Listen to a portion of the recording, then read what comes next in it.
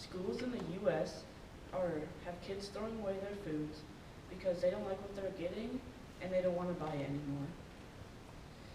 Sarah Adman, a researcher in nutrition and food scientist at the University of Vermont, says that it was heartbreaking to see many of kids throw away foods like apples into the trash right after leaving the line.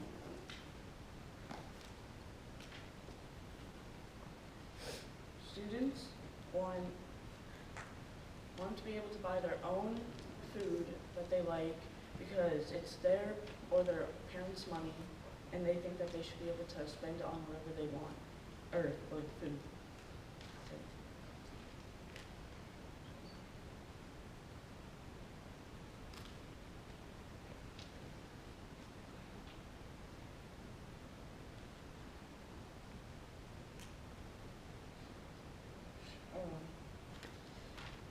We think that we should be able to choose our own foods at lunch because some kids might have food disorders or food allergies.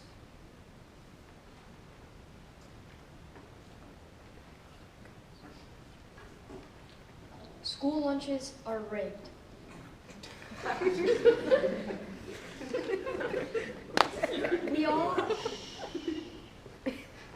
Many people don't know that the USDA is giving us free food, and that free food is actually surplus crops that aren't grown all the way or aren't in season. And because of this, we as kids that don't like this, we become unhealthy and eat the wrong things, and we become malnourished. Malnourishment is when you're not getting enough nutrients or you're not getting the right nutrients. If you're not eating the right things, then you can get health problems such as weight loss, heart disease, high blood pressure, or high cholesterol. However, there's an easy fix to this with a solution called the sack lunch solution, as stated in an article by Kenneth H. Cooper. The sack lunch solution is a solution where you bring your own lunch and you put what you like and what you need in there. Furthermore, if we get to choose our choices, if we get to choose our food, then we will be able to eat good things.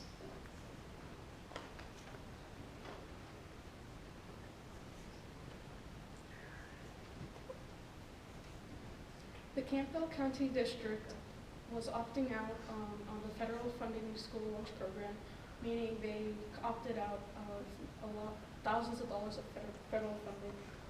The reason is because kids didn't like their lunch. Either it had things like broccoli because they didn't like it, or they were just they were allergic to it. Districts who drop the federal funding don't lose money, but their student body is actually more wealthy than it used to. They have few students who qualify for the free or reduced one, meaning they couldn't afford it. And they interviewed one of the staff members, and their quote was, "We definitely see kids throw away food. We try to educate them, but we're having a tough time changing a mindset that's been around since it began. So we want them to just take it, what they want, but the federal funding stops that, and they force them to have something they own." And then they interviewed one of the students, and they said, "That's what my parents said. Now they just say take a fruit or vegetable, but that wastes the food."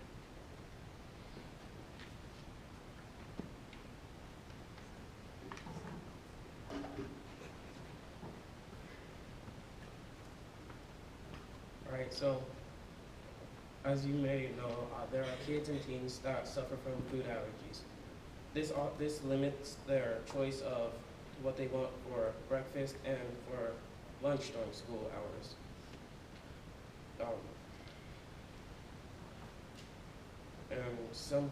And then there's kids have religions, and that they only eat certain foods because it's what their church wants them to eat or what their parents suggest that they eat. Between 2017 and 2010, there was 3.9% of to 8% of kids with food allergies. That's more than 3 million kids with limited choices to have at school. And this was by Sherry Pullman. And then nearly 18 of children with food allergies have reactions in school, and 4 out of 6 deaths from food allergies have occurred in schools. Thank you, Teacher. May I have your opening arguments, please?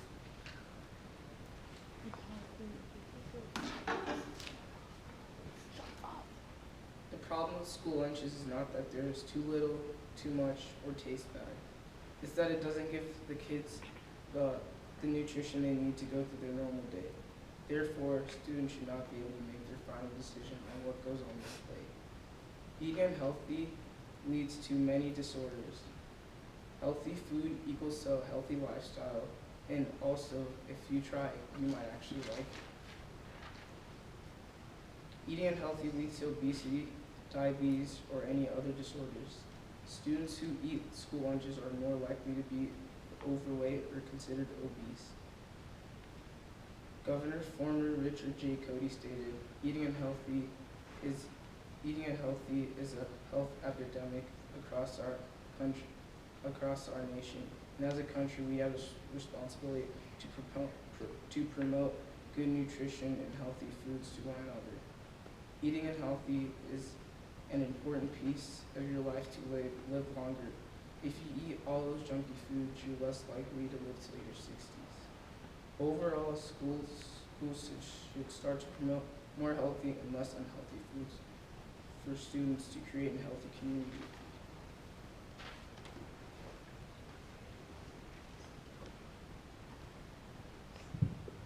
Our second argument states that if we lead children into a healthy food lifestyle, we can eventually change their unhealthy food eating habits.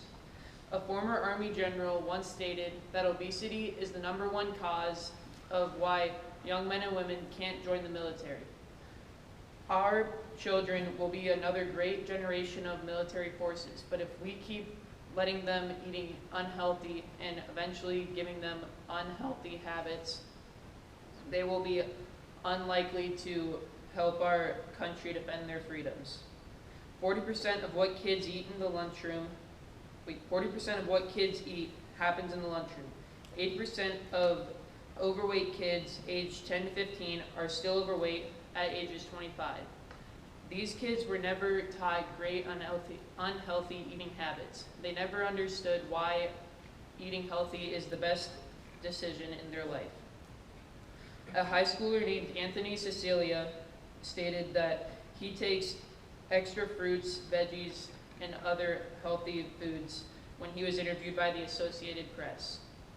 He was obviously taught good healthy eating habits because he knows that eating extra fruits and vegetables are good for him, and the schools forced him to eat those, and now he has a very healthy lifestyle.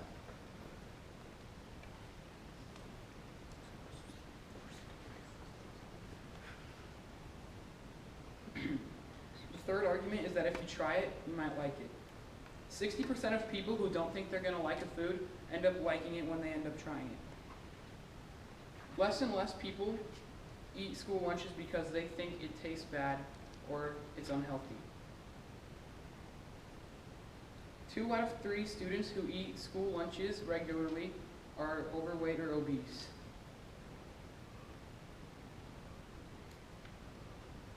All right, teams, if you could prepare your rebuttals, make sure that you are addressing your opponent's 3 arguments. We'll give you 2 minutes.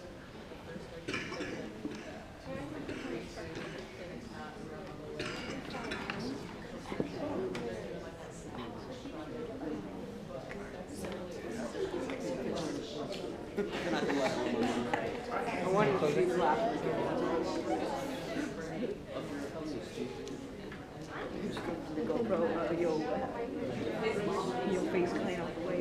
GoPro. Do you see a green wall?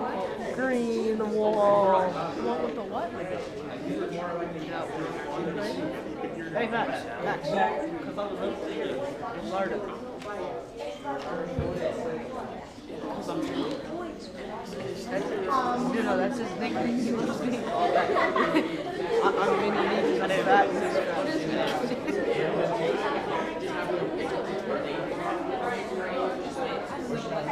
Yeah, Max is that one.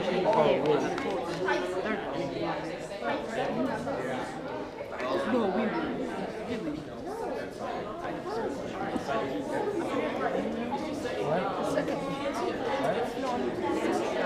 Take it. On our ticket. Wait, when are you Ben, when are you going? Ben Park. When are you going? What? When are you going? I already went. That was the first day. I was against you. Oh yeah. You were so bad that I just didn't realize. I was so bad. They're in video games. That's why they should be paid. Wait, what? I never said that. Don't. I'm not Dalton. I'm a B. You can't use Dalton's arguments against me. That's like saying, yeah. Get right. So good at what? I am the rice scum of this team. So bad. I am the rice scum. Ben, do it, Ben. That's Do your it, Ben. 2 minutes. Audience, if you can come back together, please. Thank you. Affirmative, if we can have your rebuttals.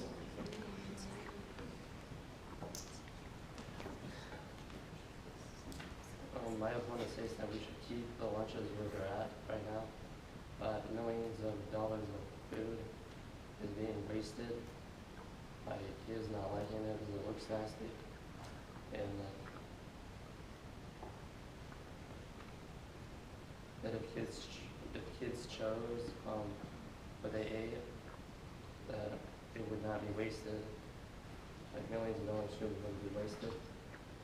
That if kids choose what they eat, that the food they eat, if the kids choose, they will eat what they chose. Negative rebuttal? Yeah, it's fine. So my opponent says that the SAC lunch program will make the kids choose healthier foods for them, and it'll help them make better choices. But the SAC lunch program is like cold lunch, where you're going to be bringing the food that you like, but most of the people that I know, they bring cold lunch, they have their parents pack them the healthy food because they're not going to eat it. And if they do eat it, that's very rare. And if they don't, they're just going to give it to their friends. And they say that throwing stuff away because they don't like it. My mom works at a cafeteria at another school district, and she says that everything that's not eaten, that doesn't get put on the kids' plates, gets thrown away anyways. So even if you put it on your plate or you don't, it's still going to be thrown away.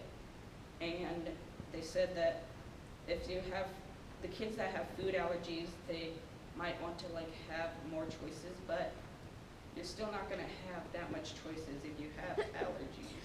And if you do have an allergy, you're not going to be like, oh, I want that, because if you're allergic to it, you know you're not going to be able to take it. Affirmative closing, please.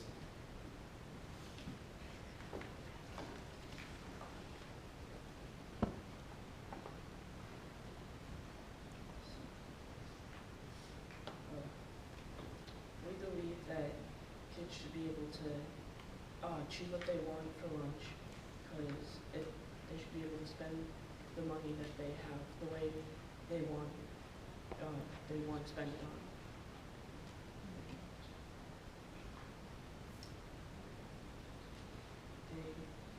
They want to be able to spend it on the foods that they enjoy eating or that they have.